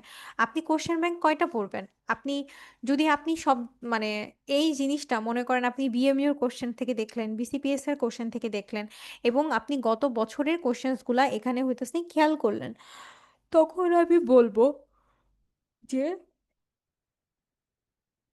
আপনি যখন এখানে সেই কোশ্চেনগুলো আপনি হয়তোবা আপনি শিটে ৪ টা ড্রাগ পড়ছেন বা ৫ টা পড়ছেন বা ধরেন আপনি ৭-৮ টাই পড়ছেন। আপনি কোশ্চেন সলভ করে আরো ৪-৫ টা পেলেন। ১৫ টা। সর্বোচ্চ আমি কম অনেক বাড়ায় বলছি। আপনি এই কয়টা জিনিস মনে রাখতে পারবেন না?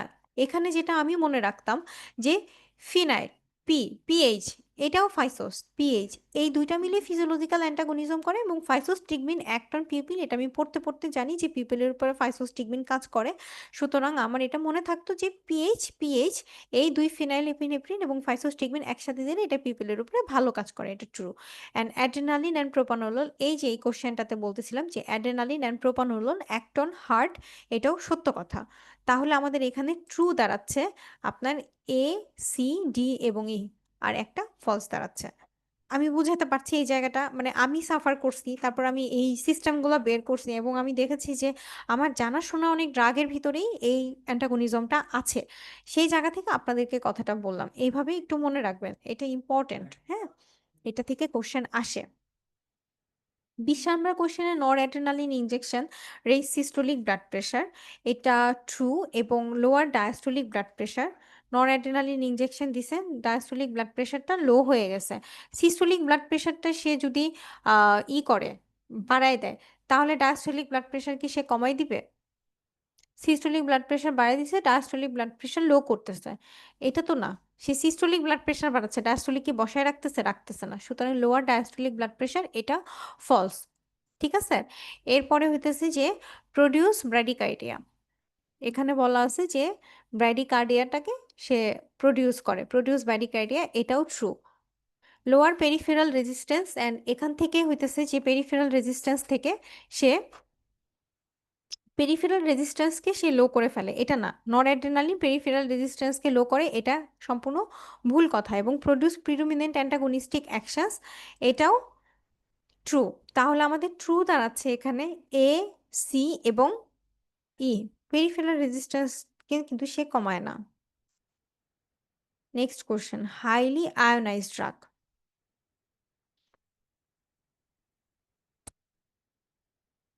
হাইলি আয়োনাইজড ড্রাগ, এখানে বলা আছে যে excreted mainly by the kidney. Ionised drug হুই যে পোলার, আপনার একই কথা যে আপনার পোলার কিনা, সে কতটা আপনার করা কি বলে, কতটা হইতেছে যে সে রিয়াক্ট করতে পারতেছে, এটার উপরে আপনার নির্ভর করে। Excreted mainly by the kidney, highly ionised drug অবশ্যই হাইড্রোফিলিক ইন নেচার হয়, সুতরাং এটা true. Highly ionised drug cross the can not cross the প্লাসেন্টার ব্যারিয়ার ইজিলি। হাইড্রোফিলিক তো নেচার, সে তো হাইড্রোফোবিক নেচার না। তাহলে যেহেতু হাইড্রোফিলিক নেচার, তাহলে সে প্লাসেন্টার ব্যারিয়ার ইজিলি ক্রস করতে পারে না, হাইলি আয়োনাইজড ড্রাগ, সুতরাং এটাও সত্য। এবং সিতে বলা আছে well absorb from the intestine.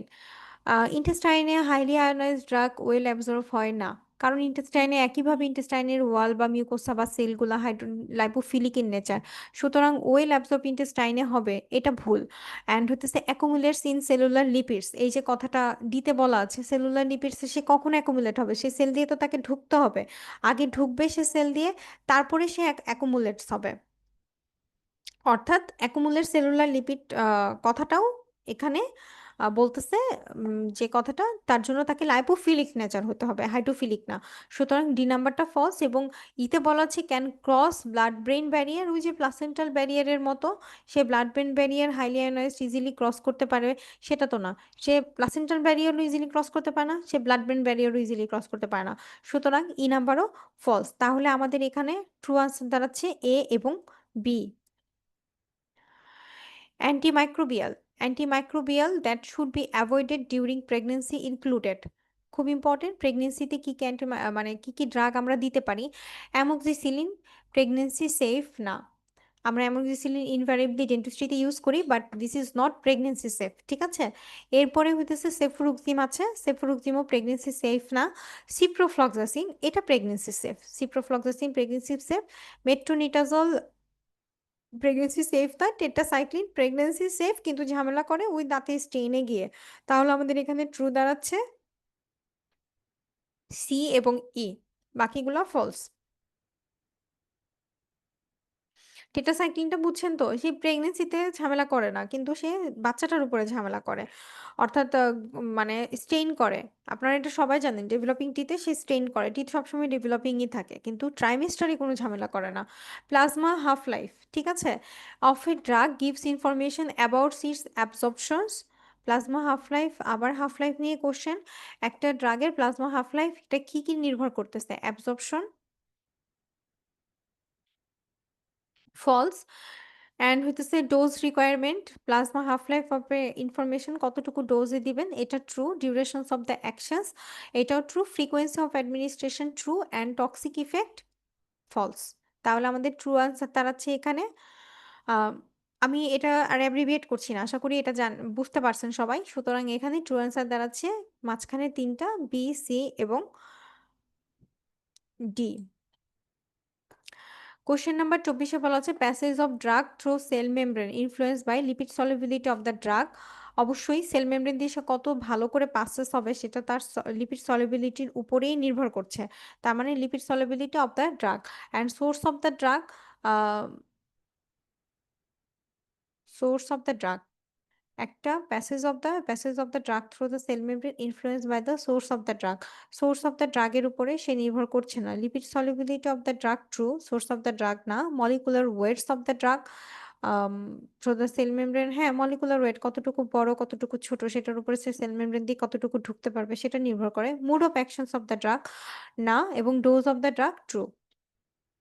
সুতরাং সেল মেমব্রেন দিয়ে আপনার কি প্যাসেজ হবে সেটার উপরে নির্ভর করছে আপনার প্যাসেজ অফ দ্য ড্রাগ এবং মোড অফ দ্য ড্রাগ এগুলোর উপরে। অর্থাৎ আপনার এখানে লিপিড সলিবিলিটি ড্রাগটা যদি হয়, যে সেটা যেটা বলেছি, একটা ড্রাগ কোন সোর্স থেকে এসছে আমি আশা করি বোঝাতে পেরেছি, কতটুকু মলিকুলার ওয়েট এগুলার উপরে সে নির্ভর করছে, কিন্তু সোর্সটা বা তার সে কতটুকু ভাবে কাজ করতেছে এটার উপরে নির্ভর করছে না। তাহলে আমাদের ট্রু এখানে দাঁড়াচ্ছে সি এবং ই। প্রোড্রাগস, প্রোড্রাগসকে আমরা বুঝি কি জিনিস, একটা ড্রাগ আপনি দিচ্ছেন এবং সেটা আপনার ভিতরে গিয়ে সেটা অ্যাক্টিভ ফর্মে হচ্ছে, এটাকে আমরা বলছি প্রোড্রাগ। তাহলে প্রোড্রাগস হইতেছে যে এখানে আছে কি প্রোডাক্ট আছে, মানে প্রোডাক্ট না প্রোড্রাগ আছে। তাহলে লেবোডোপা এখানে ট্রু প্রোড্রাগ, অ্যান্ড হইতেছে অ্যাজিথিওপ্রিন এটাও ট্রু। তারপরে আছে হইতেছে যে প্যারাসিটামল, এটা প্রোডাক্ট না, সুতরাং এটা ডিরেক্ট আপনি যেভাবে দেওয়া হয় আপনি সেভাবেই এটাই, বা অ্যাসিটামিনোফেন এটার আরেকটা নাম আপনারা জানেন আশা করি। ডিতে বলা হচ্ছে সালফাসালাজিন, এটাও প্রোডাক্ট ট্রু। আর হইতেছে ইতে বলা হচ্ছে ফুরোসেমাইড, দ্যাট ইজ ফলস, অর্থাৎ এটা প্রোডাক্ট না। তাহলে আমাদের এখানে ট্রু আনসার দাঁড়াচ্ছে এ, বি এবং D. The pharmacokinetics in the elderly are altered due to increased total body water. ফার্মাকোকাইনেটিক্সটা আপনার এলডারলি পেশেন্টের অল্টার্ড হবে কারণ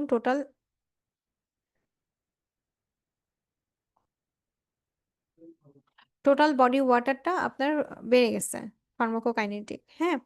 এটা ফলস আসলে।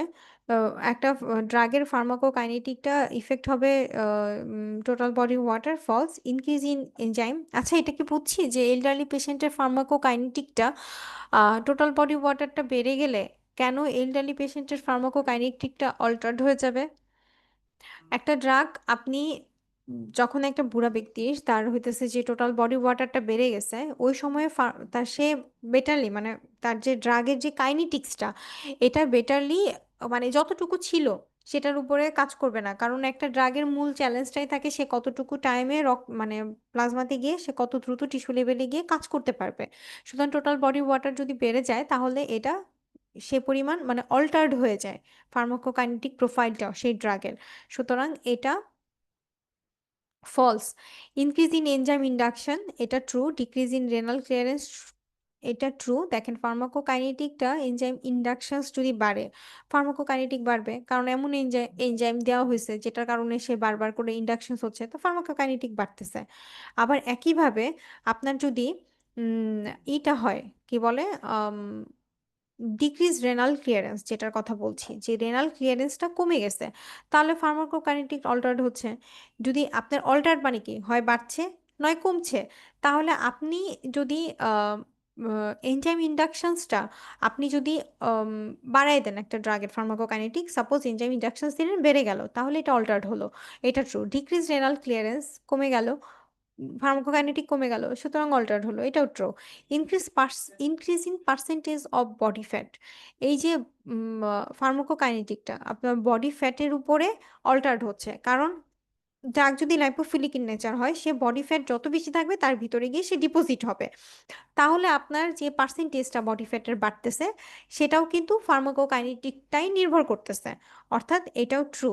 এবং ইতে বলা আছে reductions in lean body mass, যদি ফার্মাকোকাইনেটিকটা মানে বডি ফ্যাট আপনার না থাকে তাহলে তো সে তো ফ্যাট ফ্যাট টিস্যু তো ধরে রাখতে পারছে না, মানে ফ্যাট সেলই কম, ফ্যাট টিস্যুগুলাই কম আপনার বডিতে, তাহলে কি ফ্যাট ডিপোজিটেড হচ্ছে, ব্লাডগুলোকে কি ফ্যাট ধরে রাখতে পারতেছে, পারতেছে না, তাহলে এটা রিডাকশনস হচ্ছে, এটাও ট্রু। তাহলে এখানে ট্রু দাঁড়াচ্ছে চারটা, যে বি, সি, ডি এবং ই।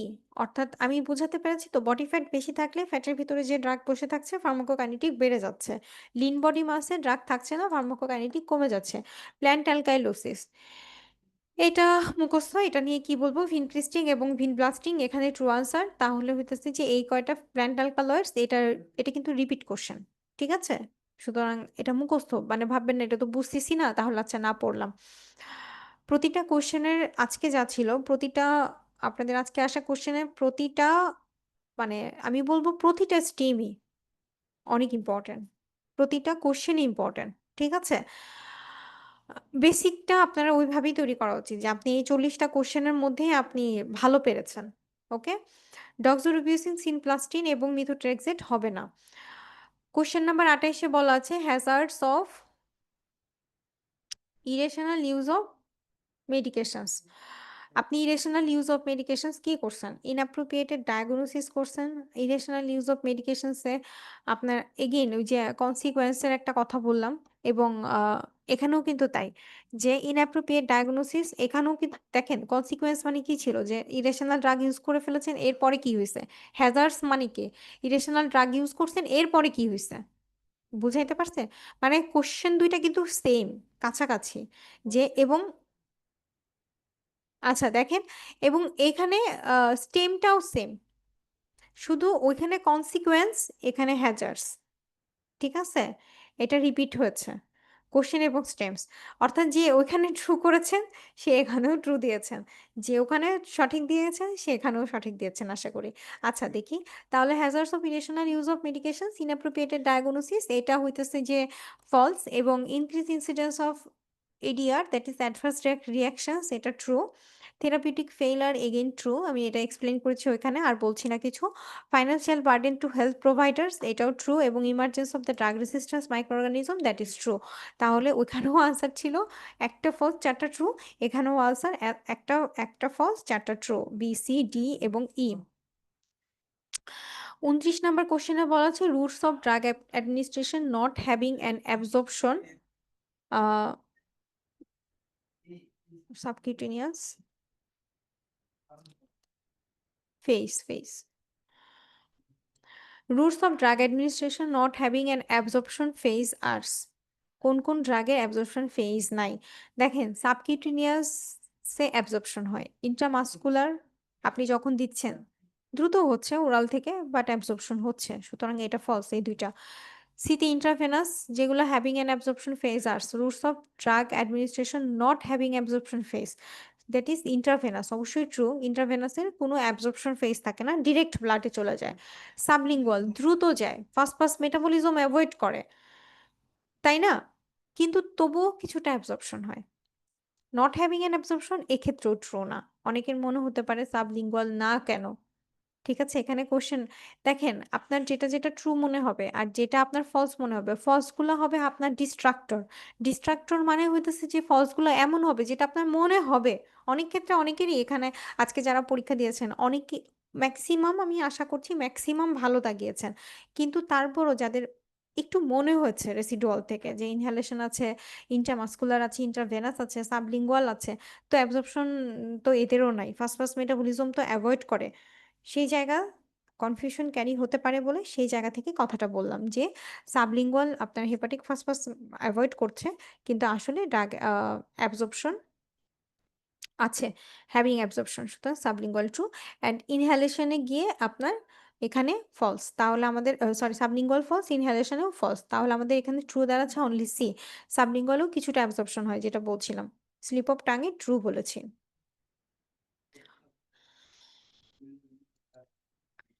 The following drug act by inhibiting enzyme এটাও এটা নিয়ে আসলে কি বলবো এটাও মুখস্থ এবং act by inhibiting enzyme that is হইতেছে যে আপনার নিউস্টিগমিন এটা হইতেছে যে এনজাইমকে ইনহিবিট করে কাজ করে অ্যান্ড হইতেছে যে অ্যাসপিরিন মরফিন আচ্ছা ইনহিবিটিং এনজাইমের মধ্যে হইতেছে নিউস্টিগমিন এটা ট্রু মরফিন ফলস অ্যান্ড হইতেছে যে সি অ্যাসপিরিন এবং ডি ট্রু প্রোপানোল ফলস এটা তো মুখস্থ তাই আম, এটা ট্রু ফলস করলাম না। ঠিক আছে এই যে নিউস্টিগমিন অ্যাসপিরিন এবং র্যামিপ্রিল দ্যাট ইজ প্রোপানোল এগুলো হইতেছে করে কি বলে আপনার ইনহিবিটিং এনজাইম। এসবিএ কোশ্চেনে হইতেছে a patient is having an acute angina attack. ঠিক আছে অ্যাকিউট অ্যানজাইনা অ্যাটাক নিয়ে আসছে patient the physician administer A tablet under the tongue and after that আপনি এখানে কি পাচ্ছেন আপনার লিড হচ্ছে যে আপনি কোন রুটটা প্রিফার করছেন। তাহলে আপনার একটা পেশেন্ট অ্যাকিউট অ্যানজাইনা অ্যাটাক হয়েছে আপনি তাকে একটা ট্যাবলেট দিলেন কোন রুটটা আপনি প্রিফার করছেন। কেন প্রিফার করছেন সেটা হচ্ছে কোশ্চেন। হোয়াই এই রুটটা প্রিফার করলেন? এটা আশা করি সবাই পেরেছেন। ইট হ্যাজ ড্রাগ মেটাবলিজম না, প্রোলং দ্য ড্রাগ অ্যাকশনস না, bypass hepatic first fast metabolism. এটা true, it's bypass hepatic first fast metabolism. ঠিক আছে, আনসার উঠে আছে, এরকম কেন হচ্ছে এখানে?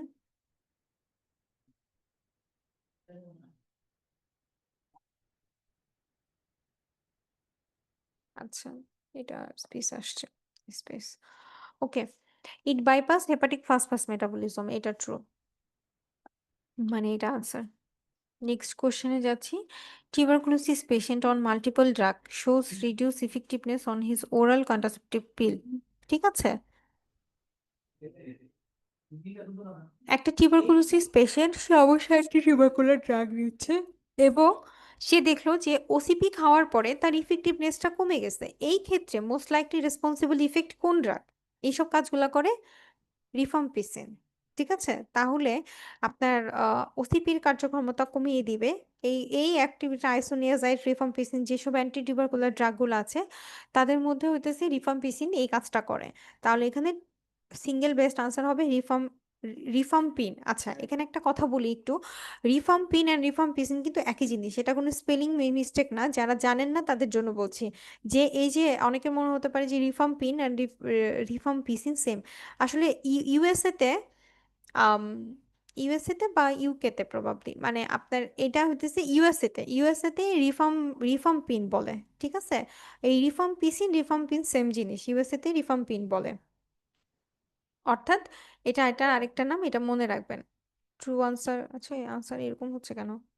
এখানে ট্রু আনসার হইতেছে সি। আমি জানি না আপনারা স্ক্রিনে দেখতে পাচ্ছেন কিনা, আমি এখানে একটু আনসারটা একটাতে ইমিডিয়েট আগেই দেখলাম, আবার একটাতে হচ্ছে যে দেখতে পাচ্ছি না, সরাসরি পরের পেজ চলে আসছে। ঠিক আছে, তাহলে আনসার দাঁড়াচ্ছে সি এখানে।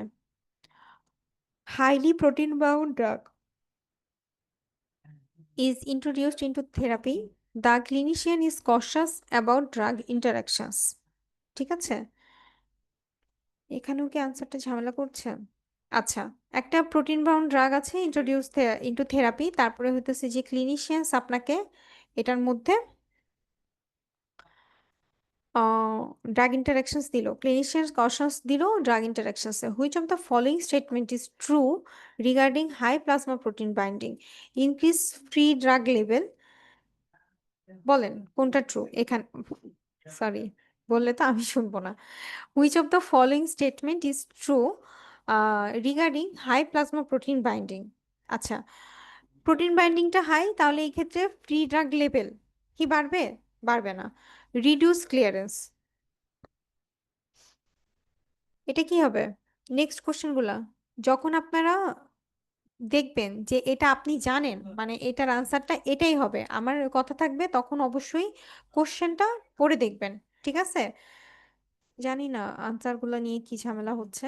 রিডিউস ক্লিয়ারেন্সের মধ্যে রিডিউস ফ্রি ড্রাগ কনসেন্ট্রেশনস, আমি এটা নিয়ে একটু বি নাম্বারটা নিয়ে পরে বলছি, একটু পরের গুলা দেখে নিব। আপনি জানেন যে এটার আনসার এটা, তারপরও আমি বলবো যে অবশ্যই আনসার দেখে নেবেন। তাহলে হইতেছে যে C number reduce drug concentrations, এটা আপনার একটা following statement plasma protein high binding এর মধ্যে তার রিডিউস ফ্রি ড্রাগ কনসেন্ট্রেশন, এটা ভুল। Enhance filtrations in the kidney, এটাও, and increase volume of distributions, এটাও না। এখানে ট্রু দাঁড়াচ্ছে বি নাম্বার। আসতেছে না কেন? Only unbound drug is pharmacologically active and high protein binding reduce free fractions in plasma, reduce clearance. যে আপনার true regarding high plasma protein binding এর মধ্যে হইতেছে ক্লিয়ারেন্সটা কমে যাবে।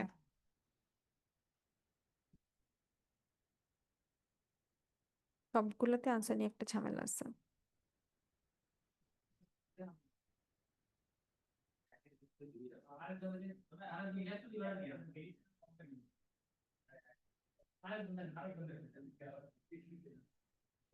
আচ্ছা, 1 মিনিট, আমি একটু সময় নিয়ে নিচ্ছি।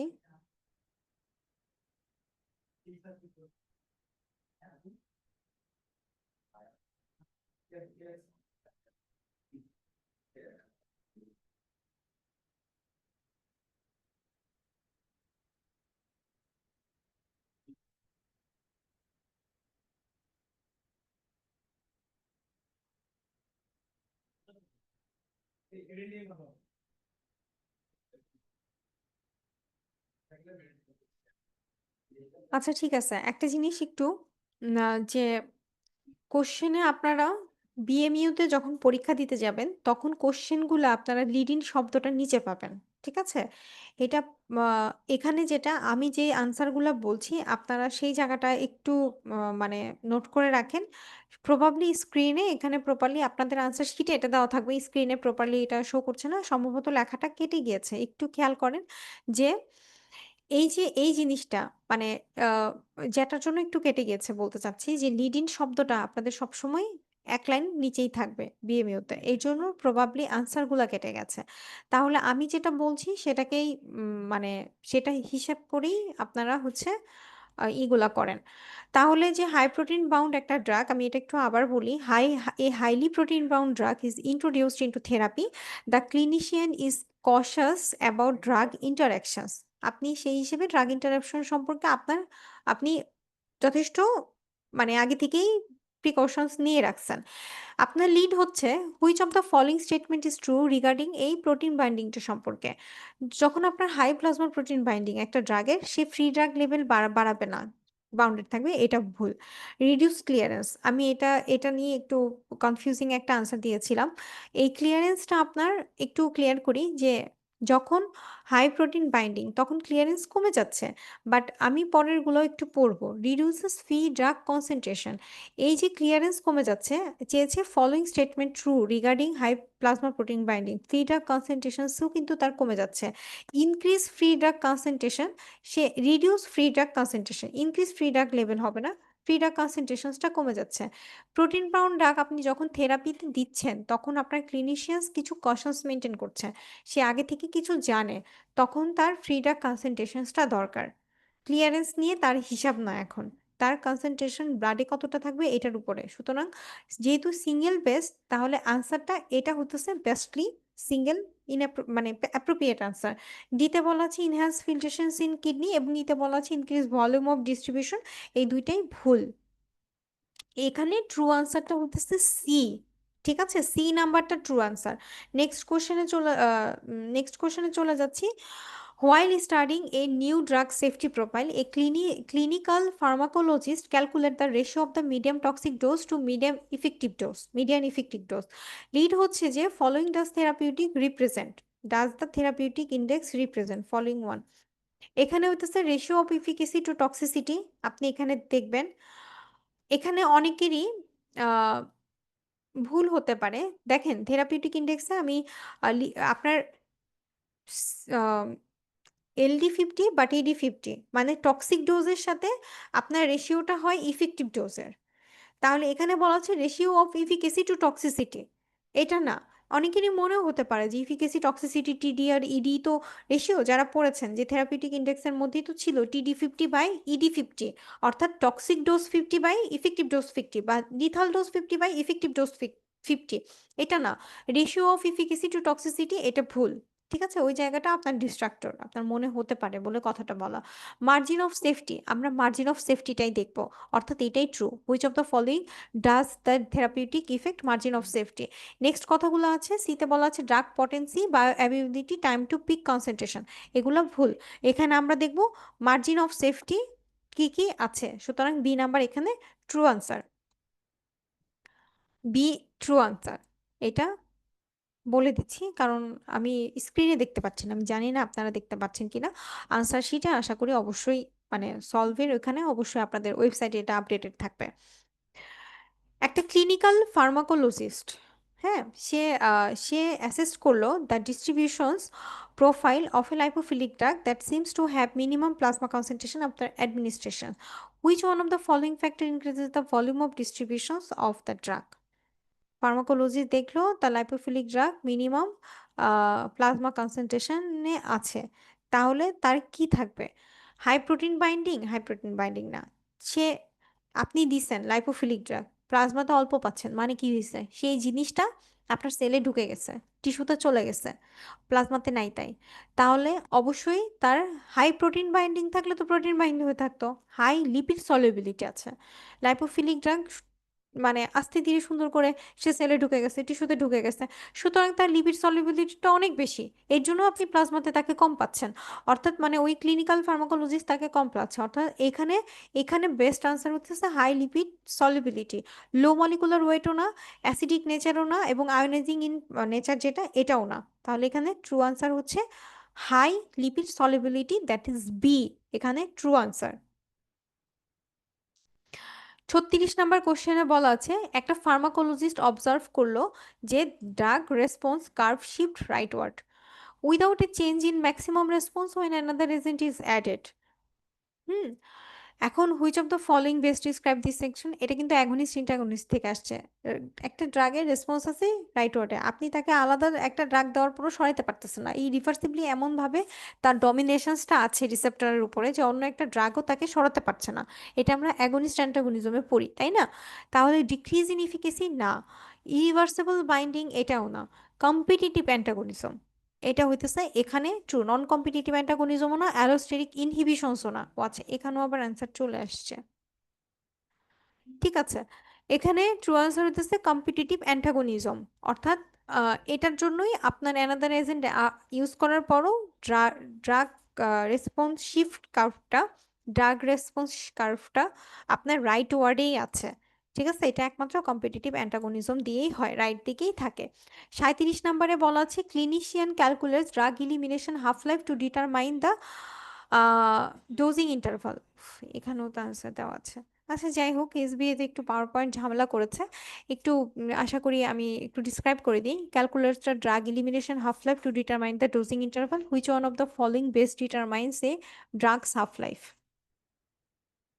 Absorption rate and volume of distributions, এখানে অ্যাবজর্পশন রেট আপনার হাফ লাইফটা অ্যাবজর্পশন রেট এবং ভলিউম অফ ডিস্ট্রিবিউশনসটা ডিপেন্ড করে না। ওই যে 0.6, ওই যে একটা ক্যালকুলেশন দেখালাম যে ক্লিয়ারেন্স আর ভলিউম অফ ডিস্ট্রিবিউশনসের উপরে নির্ভর করে। সুতরাং absorption rate and volume of distributions falls, এবং বি নাম্বারে বলা আছে clearance and volume of distribution true. মানে ড্রাগস হাফ লাইফ অবশ্যই ক্লিয়ারেন্স অ্যান্ড ভিডির উপর নির্ভর করে, প্রোটিন বাইন্ডিং অ্যান্ড মেটাবলিজম না, fast fast metabolism and ionizations না, and renal blood flow and protein binding এটাও না। তাহলে এখানে ট্রু দাঁড়াচ্ছে বি। এই যে এটাই যেটা বারবার পড়তে বলছি। ঠিক আছে, a patient with epilepsy is started on a commonly used anti-epileptic medication. The physician warns that even small increases in doses may lead to toxic effect due to saturations of hepatic enzyme.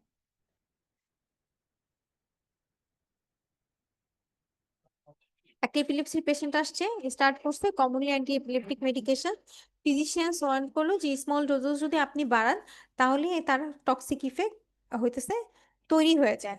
তাহলে এই ক্ষেত্রে আপনি আম, কিভাবে zero order kinetics therapeutic doses maintain করবেন যে নির্দিষ্ট সময় পর পর আপনার একইভাবে ড্রাগটা রিলিজ হবে? এটাই তো জিরো অর্ডার কাইনেটিক। আপনি যদি স্মল ডোজেসও ইনক্রিজ করেন তাহলে এটা টক্সিক হয়ে যাবে হেপাটিক এনজাইম হিসেবে। তাহলে আপনি মানে একদম কনস্ট্যান্টলি আপনি সেটা রিলিজ করতে থাকবেন জিরো অর্ডার কাইনেটিক্সে। তাহলে এটা কোন ড্রাগ যে কিনা একদম জিরো অর্ডার কাইনেটিক্সে মানে কনস্ট্যান্ট রেটে সে নির্দিষ্ট সময় পর পর রিলিজ হতে থাকে, অর্থাৎ সে একটু বাড়ে না। এটা যদি একটু বাড়ে তাহলেই তার ডোজটা টক্সিক হয়ে যাবে। এখানে অবশ্যই সেই ড্রাগটা ফেনাইটোইন, আমাদের যেটা জিঞ্জারভেল হাইপারপ্লাসিয়া অনেক ইম্পর্টেন্ট, কিন্তু ফেনাইটোইন ড্রাগটা আমাদের জন্য জিঞ্জারভেল হাইপারপ্লাসিয়াতে এটা যুক্ত। সুতরাং জিরো অর্ডার কাইনেটিক্সে যে থেরাপিউটিক ডোজেসের কথা বলা আছে সেটা কনস্ট্যান্ট রিলিজ হতে থাকে এই ফেনাইটোইনটা। ঠিক আছে, তাহলে এখানে ট্রু আনসার হচ্ছে বি। এখানেও আনসার আসতেছে না, ও না আসছে তো, আসছে, এখানেও আনসার আসছে। Tuberculosis patients on multiple drugs shows reduced effectiveness in his oral contraceptive pills. একই question, which of the following drug is most likely responsible for this effect, that is rifampin? আমরা এটা পড়ছিলাম, এই কোশ্চেনটা আমরা ইমিডিয়েট এটা আগেও পেয়েছি তাই না? আজকে কোশ্চেন রিপিট হয়েছে দুইটা, একটা এটা একটা ওটা, এটা প্রবাবলি কোনো একটা কপি পেস্ট ইস্যুস। যাই হোক, যে পেরেছেন সে নাম্বার ডাবল পাবেন। Which of the following drug most likely responsible for this effect, that is rifampin. ওই একই কথা রিফাম্পিন অ্যান্ড রিফাম্পিসিন সম্পর্কে। Two antihypertensive drugs are compared. One requires smaller doses to achieve the small same BP reductions. ঠিক আছে? এই যে compare করার পরে আপনার যে মানে ২ টা হাইপারটেনসিভ ড্রাগ দিলেন, একজন একটু অল্প পরিমাণ দেওয়ার পরেও আপনার হইতেছে বিপি রিডাকশনস হয়ে গেল। মানে বিপি কমে গেল। স্মল ডোজ রিকোয়ার করবে। এই যে অবজারভেশনটা রিফ্লেক্টটা এটা কি? এটা হইতেছে ড্রাগ পটেন্সি। যে এত হাইপারটেনসিভ ড্রাগ দিছেন বাট পোটেন্ট এত ভালো যে আপনার হইতেছে যে স্মলার ডোজ দেওয়ার পরও বিপিটা রিডাকশনস হয়ে গেছে। That is drug potency. এখানে ট্রু আনসার। যাই হোক আজকের এসবিএ পার্টে আমার এটুকুই বলা ছিল। কিছু পাওয়ার পয়েন্ট ঝামেলা, কিছু কোয়েশ্চেন রিপিটেশনস এগুলা নিয়ে আমি যেটা বলতে চাই যে, যেটাই রিপিট হয়েছে এটা তো আপনাদের জন্য ভালো যে রিপিট পেয়েছেন। কিন্তু এখানে যে কয়টা টপিক এসেছে কোনোটাই কিন্তু কম গুরুত্ব না। এমন যদি কিছু থাকতো যে কিছু জিনিস আছে এটা একটু কম পড়েন, আমি মনে হয় সেটা বলেছি শুধুমাত্র ফেজ 1 রিঅ্যাকশনস এর ক্ষেত্রে। আর কোনো ক্ষেত্রেই কিন্তু আমি এই কথাটা বলি নাই এটা একটু পড়েন, এই কথাটা কিন্তু বলি নাই। তার মানে আপনাকে বুঝতে হবে যে প্রতিটা জিনিস, এবং দেখবেন 2টা কোশ্চেন তো অলরেডি রিপিট, কিন্তু একটা কথা বলতে চাচ্ছি যে কিছু মানে টপিকও কিন্তু রিপিট এসেছে। তার মানে ওই টপিকগুলো ইম্পর্টেন্ট, জেনারেল ফর্মা থেকে ওই টপিকগুলোই বারবার আপনাকে পড়তে হবে। আমি বুঝাতে পেরেছি? আজকের মতো এই পর্যন্ত। সকলে সুস্থ থাকবেন, ভালো থাকবেন এবং ভালো করবেন। সবার সাথেই সফলতার দ্বারপ্রান্তে দেখা হবে সেই শুভকামনায় আজকের মতো এখানেই বিদায় নিচ্ছি। ধন্যবাদ সবাইকে।